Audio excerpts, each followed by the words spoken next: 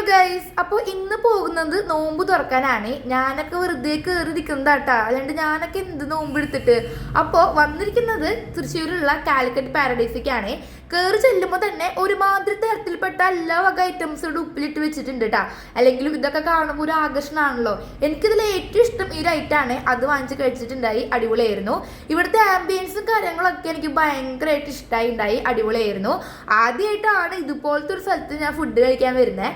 അതിൻ്റെ എല്ലാവിധ എക്സൈറ്റ്മെന്റ് എനിക്കുണ്ട് ഗൈസ്.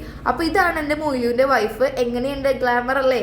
ദാ വരുന്നതാണ് എൻ്റെ മൊയിലു. ആഹ്, എന്തുട്ട ചിരിയില്ല, ചിരിയാണ് ഗൈസ് മെയിൻ. ഇപ്പം നിങ്ങൾ വിചാരിക്കുന്നുണ്ടാവും എന്താണ് ഞാനിങ്ങനെ മൊയിലു എന്നൊക്കെ വിളിക്കണേന്ന്.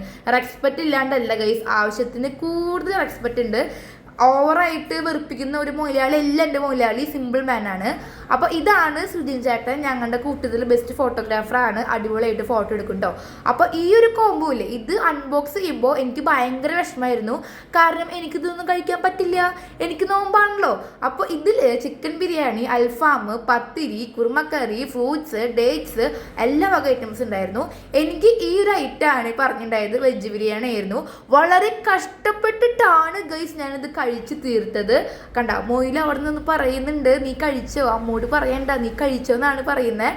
അപ്പോൾ ഇതാണ് അവരുടെ സ്പെഷ്യൽ തരിക്കഞ്ഞി, അടിപൊളിയായിരുന്നു. പിന്നെ ഒരു ജ്യൂസും കുടിച്ചിട്ടുണ്ട്. കണ്ട കണ്ട ഇതൊക്കെയാണ് ഇവര് വർണ്ണിക്കാണ്. ചിക്കൻ സൂപ്പിനെ കുറിച്ചിട്ടാണ് ഈ വർണ്ണിച്ചുകൊണ്ടിരിക്കുന്നത്.